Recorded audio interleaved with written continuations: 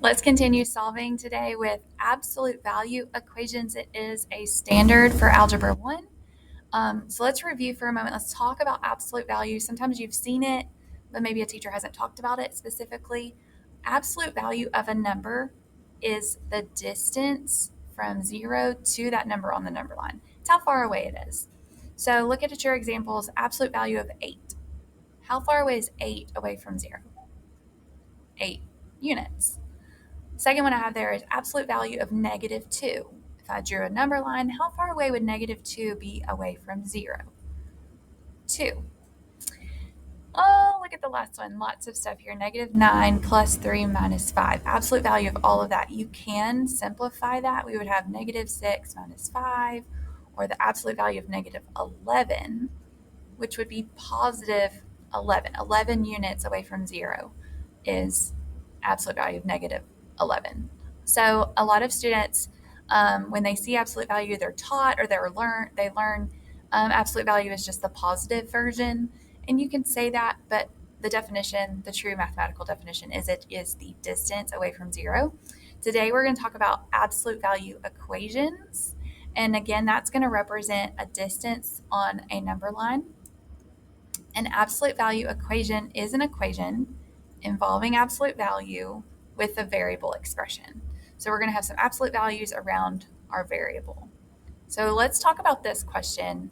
What values of x would make the equation absolute value of x equals 3 true? What numbers would you plug in there to make it true? Well, x could be positive 3. The absolute value of positive 3 is 3. But what else could we also put in there? X could also be -3, because the absolute value of -3 is also 3. So there's two answers here. There's two possible x values. Positive 3 and -3 could each be put in that absolute value and equal 3. You see that? So on our problems, guess how many answers we're going to have? 2. They're not always the same number, but we are going to have two values for our solutions. So you do have some steps here. Step 1, if necessary, isolate that absolute value using inverse operations. The only thing I want on one side of my equal signs is the absolute value. So if there's any extra terms being added or subtracted, if there's any coefficients multiplying, we're going to clear all that off before we move on. Step 2, we're going to rewrite that absolute value equation as two equations. And step 3, we're going to solve using inverse operations. Let's model that with number 1. Solve for all values of x in simplest form. Absolute value of 6 plus 4x equals 30. Okay, step 1, isolate the absolute value. Well, in number 1, that absolute value is the only thing on the left side, so we're ready to go. Step 2, rewrite the absolute value as two equations that do not have absolute value symbols. So let's think for a minute. What if that's 6x plus 4x? What if that was 30? What if it was 30? Would that work in my equation? Yes. But what did we just talk about above? Also, in the absolute value, if it was -30, that would work as well. So what I want to see is that piece, the 6 plus 4x. When is it equal to 30? Filling in the left one. And when is that 6 plus 4x equal to -30? Because then I could plug that in the absolute value, and it would equal positive 30. So there's my two equations. I've got 6 plus 4x equals 30. 6 plus 4x equals -30. You're going to solve each of those separately. On the left side, I'm going to have to subtract 6 from both sides. Then divide by 4 on both sides, where x equals 6. On the right side, very similar, subtract 6. But notice I'm going to get 4x equals -36. Divide by 4, x equals -9. So we have two different answers that work here. Let me bring it back together so you can see if I plug it in, 6 plus 4 times 6, that's in my absolute value. Does that equal 30? Does that work now? We would have 6 plus 24, which is 30, and the absolute value of 30 is 30. That works when I plug in 6. Does it also work when I plug in negative 9? 6 plus 4 times negative 9, does that equal 30? That will be 6 minus 36, which is negative 30, but inside absolute value bars does equal 30. That also checks out. So we did have two answers. You're going to have two answers, just like the baby problem above, where it was just absolute value of x equals 3. What could be in that absolute value bars, positive 3 and negative 3? Same is true here. We just had a little bit more going on in our expression. X could equal 6 and x could equal negative 9. And either of those, when I plug those in, work. And the way I got that was I took the expression in the absolute value bars and I set it equal to positive 30. And I took the expression in the absolute value bars and set it equal to negative 30 and solved each of those separately. Let's do it again. Number 2, solve for C, all values of C in simplest form, absolute value of negative 6 plus 5C equals 16. So that piece inside the absolute value bar, under there, that could be 16, where absolute value of 16 is 16. But I could also find it where it's equal to negative 16. If that expression was negative 16, and then the absolute value of that would be positive 16.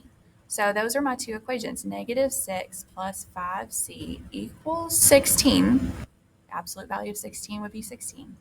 And then also solve, what if negative 6 plus 5c was equal to negative 16? Because if I put in the absolute value bars, it'll be positive 16. Solve each of those separately. Add 6. 5c equals 22. Is this okay? It's okay. It's all right. Divide by 5. We're not always going to get the most beautiful answers every time. So 22 over 5. Solve the other one. Add 6. 5c equals negative 10. Divide by 5. C equals negative 2. So there's our two answers.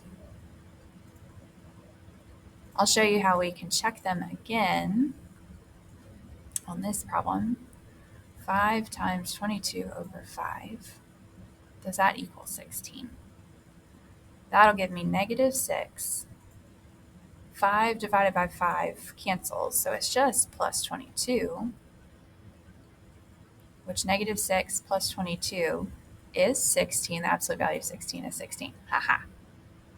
When I plug in the other one, negative 6 plus 5 times negative 2, does that equal 16? That's going to give me negative 6 minus 10, which is absolute value of negative 16 is positive 16. They both worked out. I know my work got a little crimped in there, but we got it to fit. Those work. Number 3, find all the values of C in simplest form. You've got absolute value of negative 3C plus 15 equals 36. Absolute value is already isolated. It's the only thing on the left side of the equation, so we're ready to rock and roll and make our two equations. That negative 3c plus 15, if that was positive 36, and the absolute value of 36 would equal 36, we'd be golden. We'd be good. If that negative 3c plus 15, if that was negative 36, and I take the absolute value of it, then it equals positive 36. So those are my two equations. I'm going to take negative 3c plus 15 and set it equal to positive 36 and set it equal to negative 36. There's my two equations. Solve them, subtracting 15 on both sides, dividing by negative 3, c equals negative 7. On the right side, the other equation, subtract 15.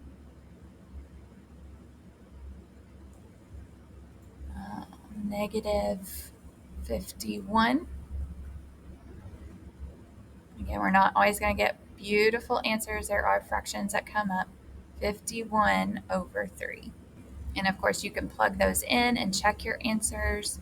But once you isolate your absolute value, you're just taking that expression, setting it equal to the positive, and setting it equal to the negative, and solving, and you're going to get 2 answers.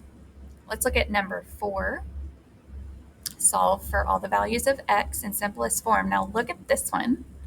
5 minus 5 times, it is bumped up, it is multiplying with the absolute value of 1 plus 2x equals negative 20. So remember step 1, isolate that absolute value first if necessary. It's necessary. So let's see. Get rid of the very first 5, that's a positive 5. Subtract it away to make it 0. So I have left negative 5 times the absolute value of 1 plus 2x equals negative 25. Keep going. In front of our absolute value is a negative 5 bumped up and multiplying. So I'm going to divide that away on both sides. Absolute value of 1 plus 2x equals positive 5. Okay? So completely isolated, it's only absolute value on one side. So you're ready to write your 2 equations. First equation, what if 1 plus 2x equaled positive 5? Positive 5 in the absolute value would give me 5. Perfect. What if 1 plus 2x equaled negative 5? Absolute value of negative 5 is positive 5. So this works. Solve each of those. Subtract 1 from both sides. Divide by 2. X equals 2. Other side, subtract 1 from both sides. 2x equals negative 6. Divide by 2. X equals negative 3. 2 answers that, if I plug them back in using absolute value, all of that will equal negative 20. Let's try number 5. Solve all values of x in simplest form. Notice my absolute value is not isolated on one side of my equal sign. I've got a negative in the front. I've also got a minus 2. So first thing you want to do is add that 2 to the other side. Also notice, make your absolute value bars longer so you don't think it's a 1 or an 11. Be careful with these. Negative 5 plus 2 is negative 5. Then you've got this little buddy out in front. That's a negative 1 bumped up, multiplying with those absolute value bars. Divide by negative 1 on both sides.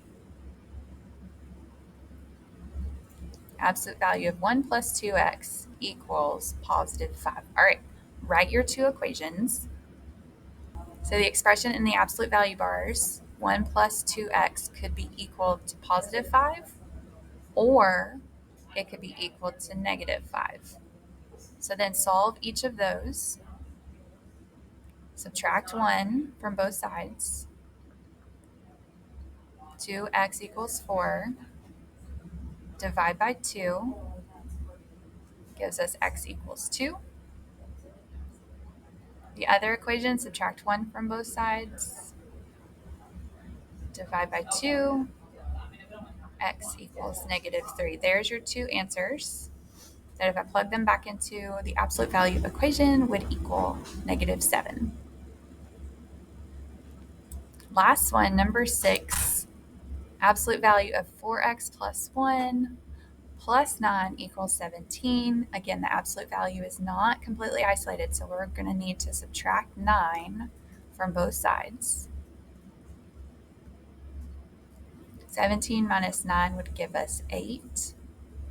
Write my 2 expressions, or my 2 equations. 4x plus 1, that could be equal to positive 8, or it could be equal to negative 8.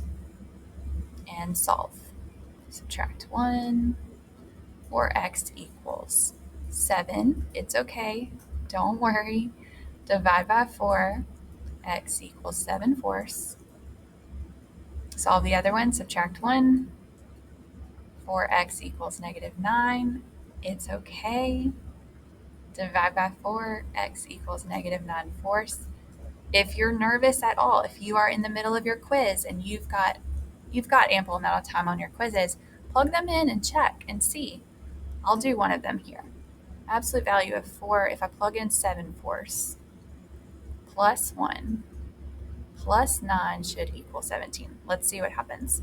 When you multiply the 4 and the 7/4, the 4's cancel and you just have a 7 plus 1. So that's going to tell me the absolute value of 8. Absolute value of 8. Here's my equation. Well, guess what? 8 plus 9 is 17. So it does check out. So don't get so nervous about fractions. Let's do the other one. We had 4 times -9/4 plus 1, and then plus 9 equals 17. Again, the 4's are going to cancel. I'm going to have a -9 plus 1. That makes -8. Ha ha ha. Guess what the absolute value of -8 is? 8 plus 9 does equal 17. And that's solving absolute value equations. Take note at the very beginning where we talked about what could the values be when it's just a baby equation of x equals 3, absolute value of x equals 3. That x could be +3, that x could be -3. Then we take that same concept to solve these bigger absolute value equations where you have a lot more inside your absolute value. Isolate your absolute value, take the expression in the absolute value, set it equal to positive and set it equal to negative, solve 2 equations to give you 2 answers. 2 possible answers that work in our absolute value because there's a positive side and a negative side that are both the same distance away from 0, right? It's a lot. Okay, let me know if you have questions, guys. Practice those, and I'll see you in class.